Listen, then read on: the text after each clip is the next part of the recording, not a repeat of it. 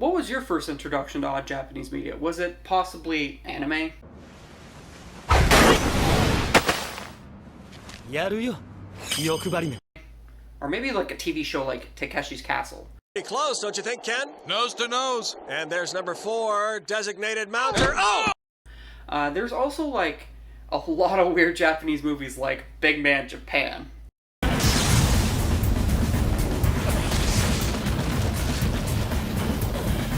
Well, for me, the first time I ever saw something really weird come out of Japan was actually through G4 TV on satellite. And like 15 years ago, and that was for Katamari Damacy. And when I saw that trailer, it blew my little fragile mind. Since then, this game has almost achieved some sort of mystical status in my mind. And I never really got a chance to play it until now. Will this game actually meet the colorful expectations that I kind of set upon it? Let's find out. But before I jump in, I believe it goes without explanation that there is going to be spoilers through and through. You've been warned. Let's check it out.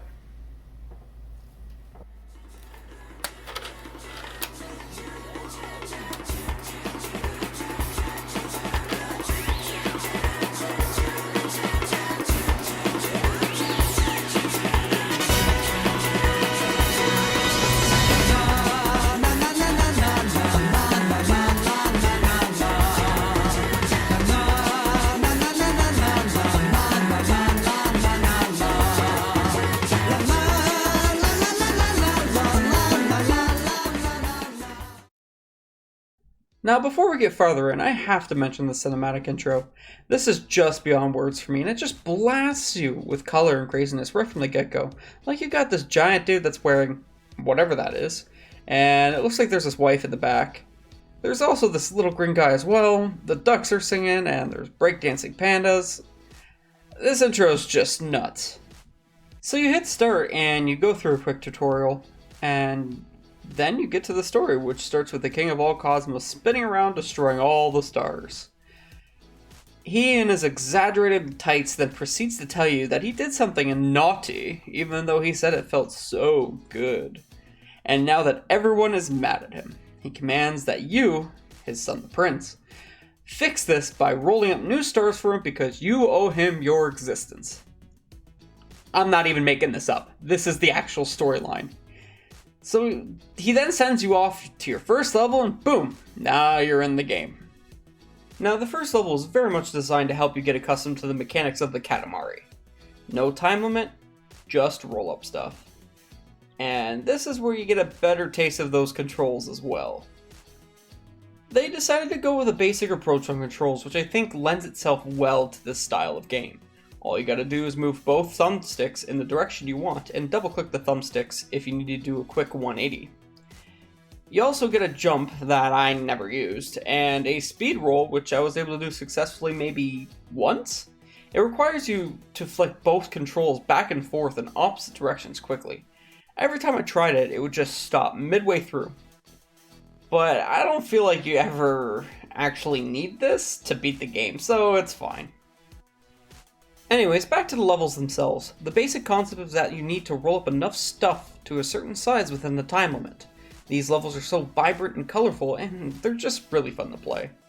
The various stages you play are designed almost like an open world puzzle, where you need to pick up smaller objects like thumbtacks and mahjong pieces before moving on to bigger and bigger stuff, like stuffed animals, radishes, and even people.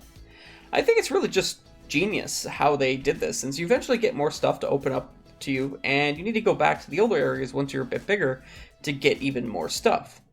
And it's just so satisfying just to tear up through a town and pick up everything you come across. We also have these constellation stages, which is where I believe the real challenge lies.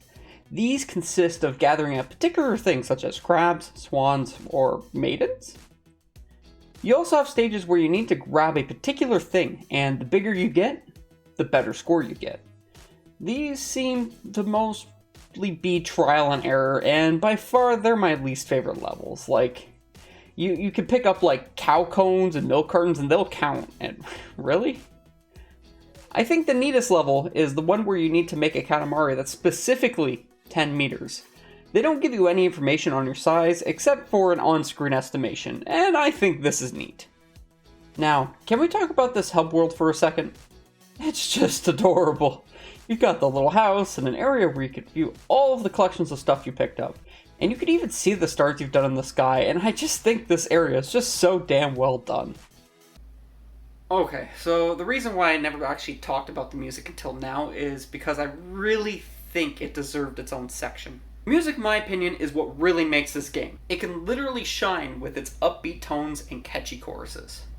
I feel people remember just as much for the music as it is for the game, and it is really something. Just check these out.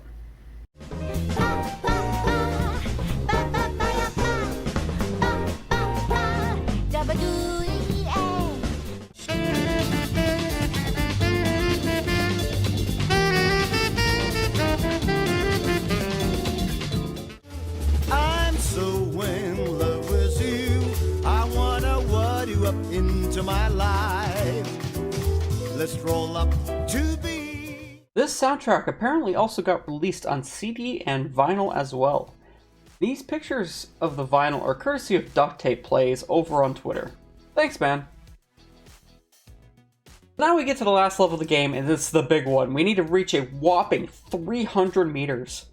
It turns out you can literally be the Katamari Destroyer of Worlds and swallow up literally everything, like whole islands and rainbows and freaking tornadoes.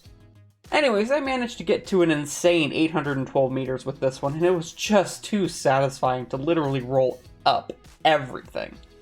So after that, we get the king congratulating himself for his hard work, and then the humans we were following are now floating in a Katamari on a space vacation. Did I seriously forget about the human story? Son of a... Okay, so this human story, or more like a side story, is kinda weird. You're following this family going on a vacation, they see their dad go to the moon, and the boy is the only one who notices the Katamari going around and the stars going missing. The daughter is also possessed by a hell demon that can sense when constellations return to the sky. So they get to the launch pad, and when the father informs them that the moon is missing, and then they get swallowed up by the Katamari and go on a space vacation.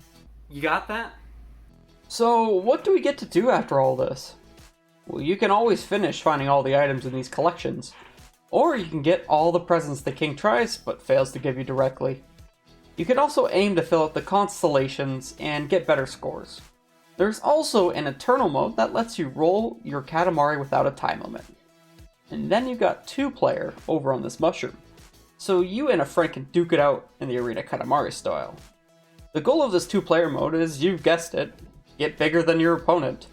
There really isn't much difference here other than the fact you can spin into your opponent to loot stuff or literally swallow them whole. I don't think it's really a big thing to do, but it's still a welcome addition regardless. This game really is a beautiful product. Its amazing music, bright colors, and themes really convey a fun and lighthearted experience. With my only real issues being some areas where I just got stuck in, and the short playtime of this game clocking in at about 4 hours.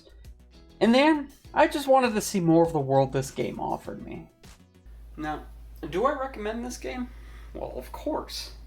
At the moment, the way to play this game is currently the PlayStation 2, like I did, but they also recently released a Nintendo Switch version and a Windows version called Katamari Reroll.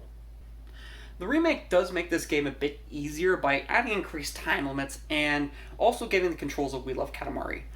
There's also some tweaks to the cutscenes, which in my opinion doesn't really change the overall experience of the game. Either way, I am glad to give this game a spot in my game collection.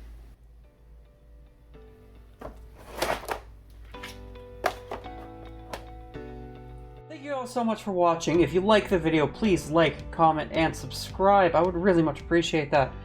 I also stream all of these games on twitch.tv/BowPlaysLive. See you next time.